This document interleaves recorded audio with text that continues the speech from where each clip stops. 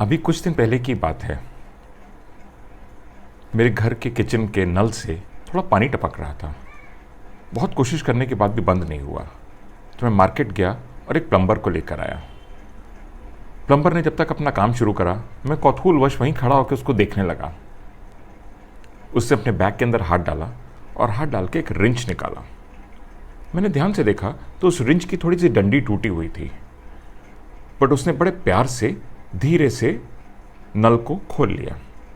नल को खोल के देखा क्या कि जो अंदर की पाइप थी वो थोड़ी सी गल गई थी, जिसकी वजह से वो पानी टपक रहा था। अब काम क्या था कि उस गले हुए हिस्से को उसको काट के निकालना था और अच्छी वाली पाइप के साथ जोड़ देना था। उसने दोबारा से अपने बैग के अंदर हाथ डाला और एक आरी निकाली और आरी को अपनी मुट्ठी के अंदर पकड़ के सदे हुए हाथों से उसके ऊपर घिस के उसको काटने लगा। मैंने दोबारा गौर करा तो देखा आरी भी थोड़ी सी टूटी हुई थी। मैं मन ही मन सोचने लगा, क्या मैं ठीक आदमी को लाया हूं? जो आदमी अपने औजार ढंग से नहीं रख सकता वो क्या खाक काम करेगा? मगर अब वो आ गया था, काम तो करवाना था।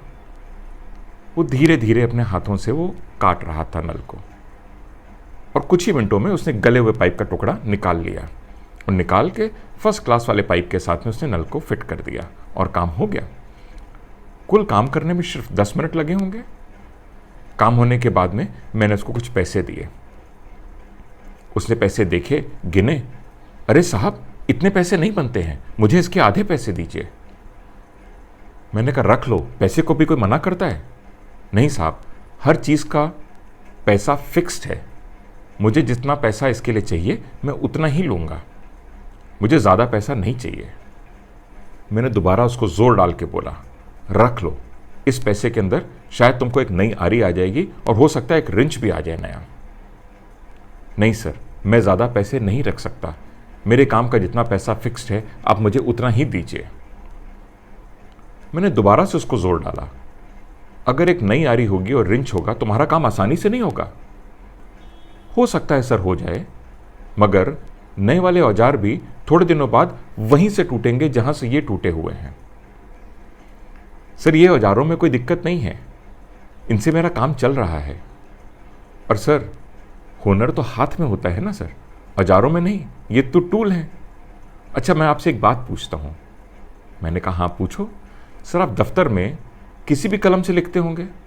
हाँ मैं लिखता हूँ। सर वो इसलिए लिख लेते हैं क्योंकि आपको लिखना आता है। अगर आपको लिखना ना आए और मैं आपको कोई भी कलम दे दूं तो आप नहीं लिख पाएंगे।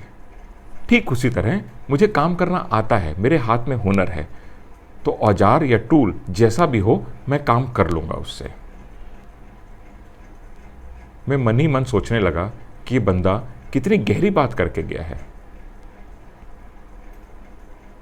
ऐसे लोग हमारी जिंदगी में शायद रोज आते हैं और शायद ऐसे ही काफी सबक हमको सिखा के जाते हैं।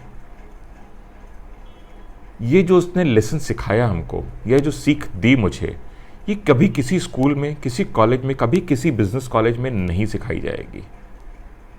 इस आदमी ने शायद कभी जिंदगी में पढ़ाई नहीं करी होगी, किसी स्कूल कॉलेज नहीं गया होगा, बट आज जो उसने इतनी बड़ी बात मुझे समझा दी वो शायद जिंदगी भर मुझे याद रहेगी। जो संतोष, जो सेटिस्फैक्शन उसके चेहरे पे था, वो शायद हम लोग सुबह शाम दौड़ भाग करके भी वो सेटिस्फैक्शन अपने दिमाग में नहीं ला पाते, ये हमारे चेहरे पे नहीं दिखता है। वो आदमी 500 से 1000 रुपए दिन का कमाता होगा, बट कितनी सुकून भरी जिंदगी उसकी चल रही थी।